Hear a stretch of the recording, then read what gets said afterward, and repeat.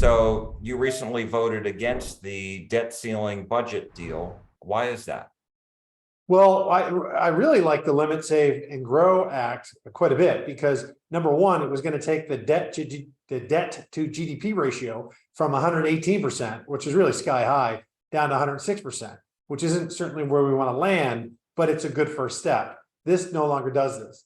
Also, this bill would potentially and most likely increase the debt an additional $4 trillion. And when you're already sitting at nearly 32 trillion, not the best of ideas, considering also that we're spending $400 billion a year just on the interest on the debt. We have to take this seriously. We can't continue to keep kicking the can down the road. And we need to, I really strongly believe, one of the reasons I came to DC is to get us on a path toward a balanced budget.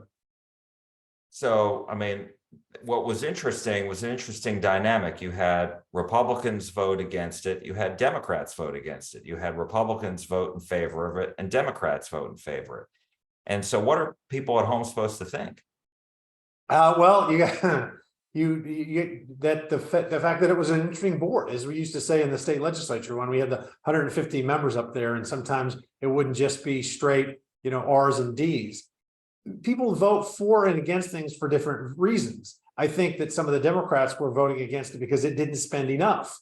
And then a lot of Republicans weren't voting for it and supportive of it because it wasn't a good enough deal to get us on a path toward fiscal responsibility.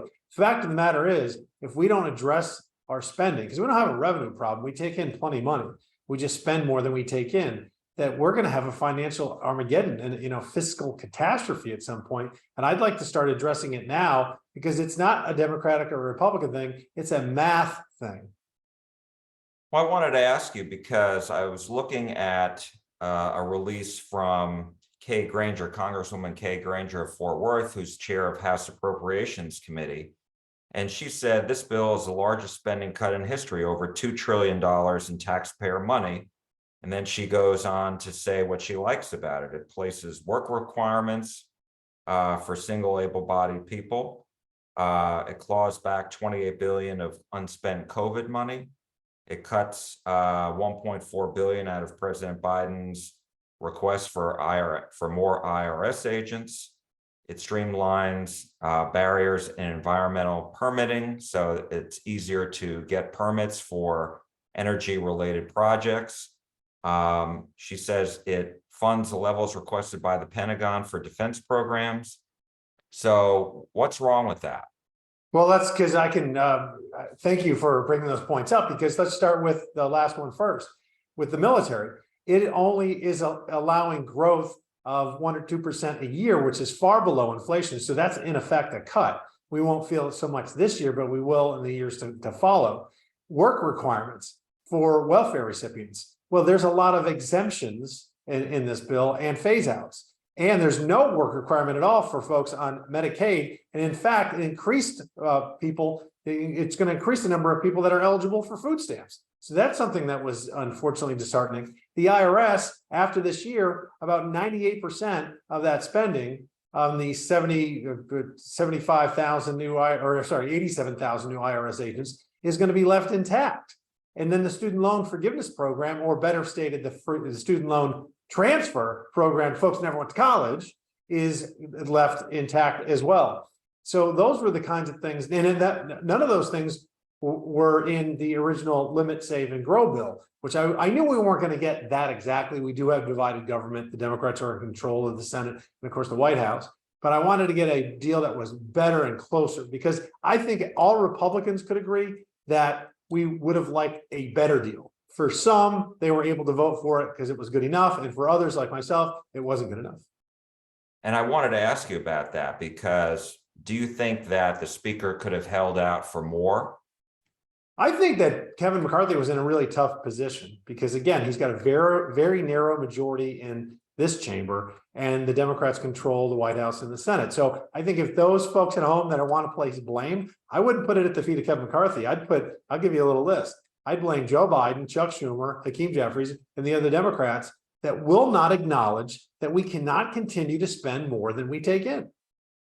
So considering the framework that, Republicans have 1/3 of, I guess, the legislative process in a sense. Yeah. So how do Republicans go forward if the deal wasn't good enough? And I know it passed, but I'm saying to build on that, given the reality. Well, I think we've been rather united over the last 6 months. And I didn't hear any of the membership on the 221 Republicans that we have complain about Kevin McCarthy's leadership at all. Until this point, there were a few people that were calling for his head. And I thought that was incredibly premature because we do have 222 representatives from the Republican conference.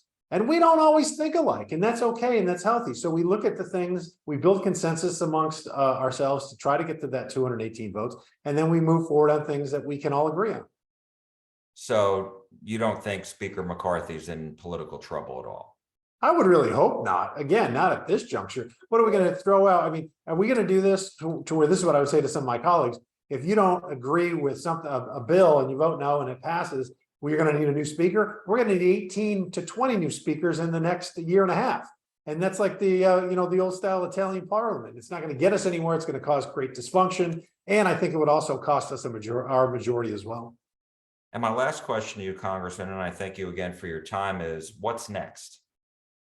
As far as on the horizon, well, I just got out of a briefing with Ukraine. I'd like to see us address the border, because it's been incredibly porous in the last 2.5 years under the Biden administration. I think that's very important to not only Texans, but to the rest of the country, because Joe Biden has made every state a border state. That's an unsustainable crisis, really catastrophe at this point. I think we should address that first and foremost. Continue to fight for fiscal responsibility, which is a tall order and a large hill in DC, but it's something that's of vital import as well. And I want to make sure that the President of the United States isn't a national security threat. And that's why on the Oversight Committee, we're continuing the investigation on the Biden family. And on that matter, Speaker McCarthy said that the House will hold the FBI director, Christopher Wray, in contempt if more people, I guess, on your committee, the Oversight Committee, don't get a chance to look at that document. Is that correct? Yes, and I have not been able to look at that document. I'm a subcommittee chair on the Oversight Committee, and I think I have every right to see the document. The FBI is holding back. So we are going to be in discussions with Chairman Comer today about just this very topic and the best steps moving forward. And talk to us a little bit about what this document contains and why Republicans are so focused on it. Well, because it was, for two reasons. One, we want to see what the actual contents are, and it was generated by a highly reliable source. This is according to the FBI, that they've used in the past, that's been highly credible, to use their term. So that in and of itself is going to get your attention. And it's got a great deal of specificity as far as Joe Biden, while vice president, engaged in, and this is the allegation, it was engaged in a influence peddling $5 million for policy decisions. And again, because it came from a very credible source that's been known to the FBI for, I think, as long as a decade, and they've paid this person six-figure sums, that gets your attention. Number two, we want to make sure that the FBI's done their due diligence and exhausted every lead on this topic, because they are the FBI, the Federal Bureau of Investigations. We want to make sure they did a full and thorough investigation. And we need equal justice to make sure, and you have to hold power to account, and that's fine, and that's their jobs. But not just do it when a Republican is the subject of an inquiry. You have to do it when a Democrat is the subject of it as well. And so you want to see if the FBI did an investigation at all, and if they did, what was the conclusion?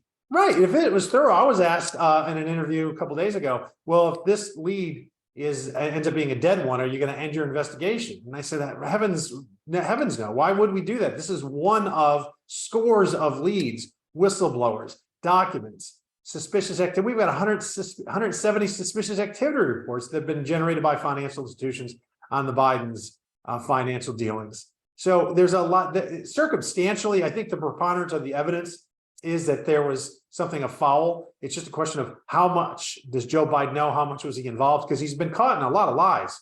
I mean, he said in 2019 as a candidate for president that he didn't have any idea what his son Hunter was doing business-wise, and he never met any of his business associates. That's a pretty strong statement. He built that firewall. Come to find out that there were abject lies. They were completely false. He's met with dozens, if not scores, of Hunter's business associates, and you knew he had an office that was co-located with Hunter after he got out of the when he left the vice presidency. So clearly he had a lot of knowledge. I don't know why he would say that other than he was trying to cover something up. But the Democrats point out that nothing ties him to getting all this money. Not yet. I mean, just like Watergate, they didn't instantly know that Nixon had known about the break-in and that he decided that he wanted to have a cover-up. So that's just it. We're just going where the evidence leads us. It doesn't make a lot of sense that somebody like Hunter Biden, who is by all accounts kind of a derelict adult, becomes a multi-millionaire international businessman and in the energy fields and energy sectors and rare earth minerals with all foreign entities. Until what changed in his life? His father became vice president. So clearly we know he cashed in on the family name, and so did his uncle, Jim. But did Joe Biden know? Because the payments are always very suspicious. They're made from foreign entities into shell companies, into another shell company, and then to a shell company that the business associates control. And then it goes to the Biden family, now up to $10 million. A couple of months ago, we thought it was only $1 million. So now we think it could go up to $30 to $50 million. And here's the last thing. If you have nothing to hide, if I were accused of this and I didn't do anything wrong, the first thing I do is I would release all my bank records to prove beyond a shadow of a doubt that I'm completely innocent. But that hasn't happened. In fact, they've taken the exact opposite route where they're dragging their feet at every turn. Congressman Pat Fallon from the 4th Congressional District in North Texas. Thank you so much. We really appreciate it. Thank you, sir. God bless.